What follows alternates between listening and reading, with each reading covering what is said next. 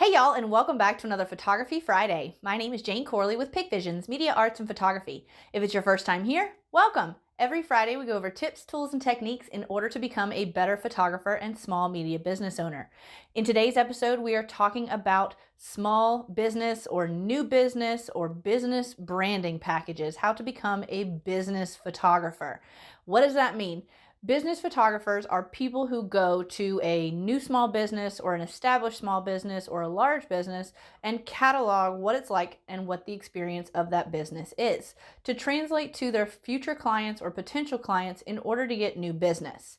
This day and age, people decide where to eat, where to shop, what doctors to use based on what the internet says the positive or the negative qualities of that business is. So if you are able to go to a new or an established business and revamp the look, revamp the feel of what they have as their online presence, that business will get more clients because of your work. Your job as a business photographer is to showcase the location, showcase the employees, showcase the service, showcase what it is to be within that business. So if it's a doctor's office, you're going to want to showcase the waiting room. You're going to want to showcase some of the equipment. You're going to want to showcase the offices or the small areas where the clients are going to inhabit or the patients are going to inhabit. Same with law offices. But if you're shooting like a food service industry business, you're going to want to take pictures of the food. You're going to want to take pictures of the employees. You're going to want to take pictures of what it's like to be served in that business environment. So you want to catalog all of these things within your photography session. Your goal as a photographer, even before you start, is to understand what that business owner wants. What do they want to showcase to their future clients? What do they want their future clients to be informed of?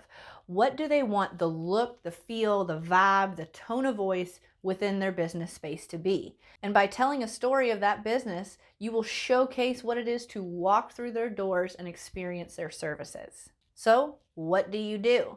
First, you need to start with their location. Any sort of signage out on the road, what it looks like to stand in the parking lot and look on the storefront, the associate businesses beside them, mostly for landmark purposes. If they have their own lot, their own location, just showcase what it is to stand outside and look at that location. Now you will go and move into the parking lot, take photos of what sort of parking availability they have. If they have overflow parking at a different location, you'll want to include that information. You'll want to take pictures of the employees in action as well as individual portrait poses of them in case they're wanting to do a bio page on their website. Next topic to be aware of is time of day. When is this business the most busy? So when are their clients going to be attending this business? If it's a food and beverage service industry, then it's going to be more of a nighttime affair. So you're going to want to take some pictures at night, what it is to be in that environment. If it's a doctor's office or a small business in a strip mall, it's going to be more of like a 9 to 5.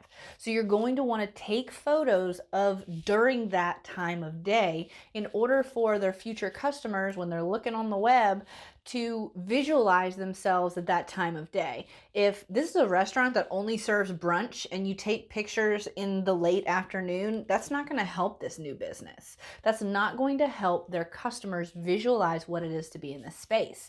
Take pictures during their normal, heaviest business hours.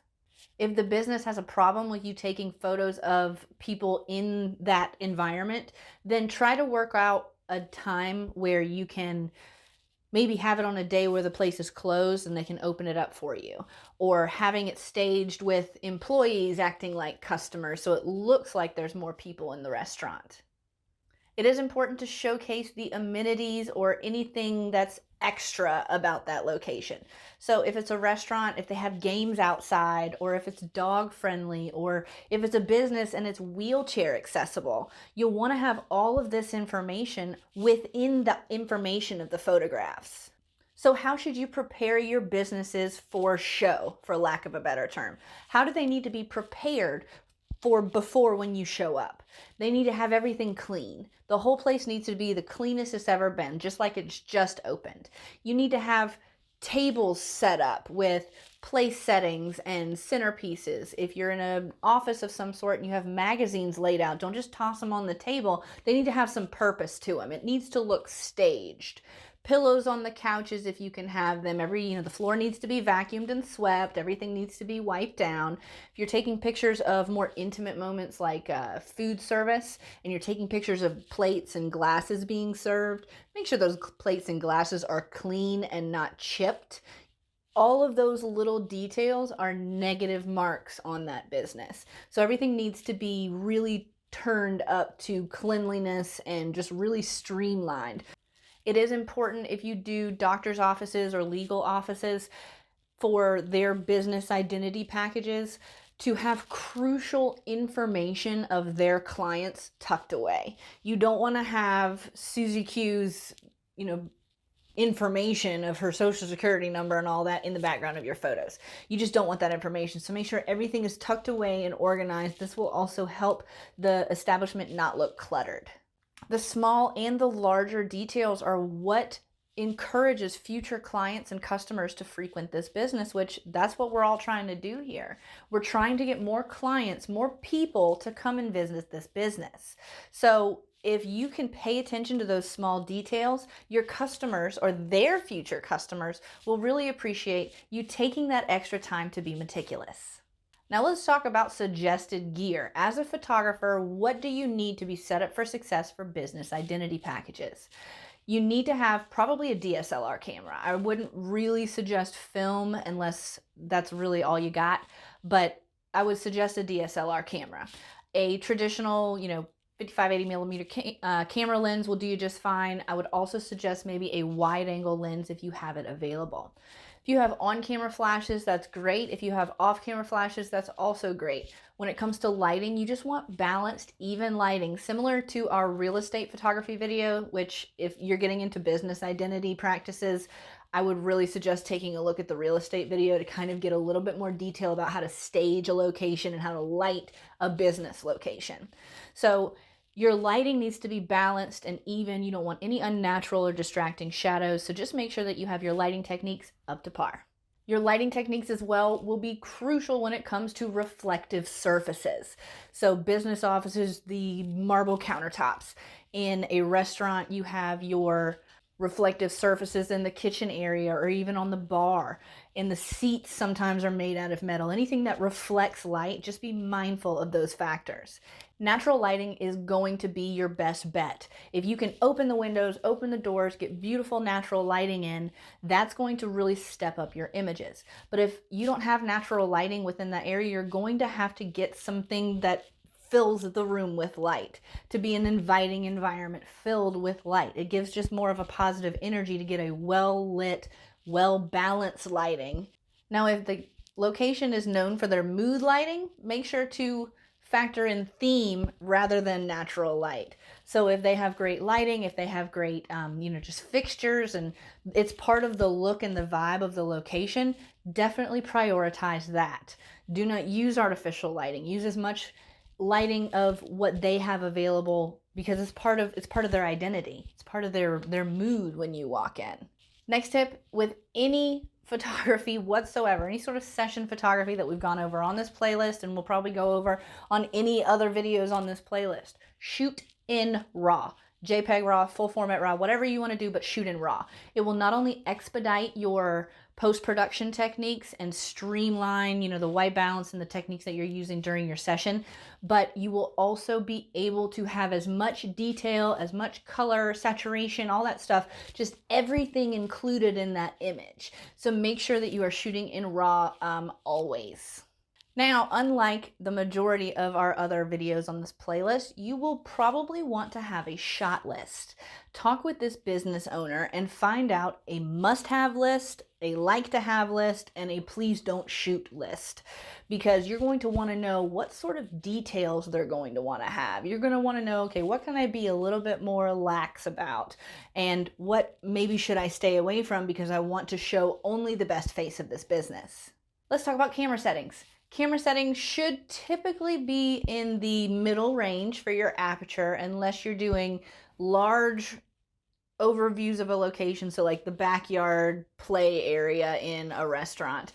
And then your aperture might be really, really shallow if you're going to be shooting maybe food photography and you really want to showcase the juicy hamburgers or the water droplets condensating off the beers or whatever you're trying to showcase. Make exceptions with your aperture. But staying somewhere in the middle between, f8 and f16 is really a good happy medium, because you're going to want to get as much information as possible with a little bit of a constrained depth of field. And then make exceptions with your shutter speed where available.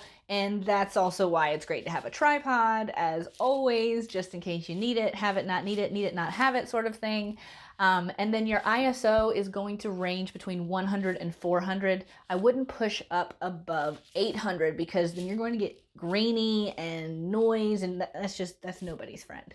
So make sure to keep your ISO low.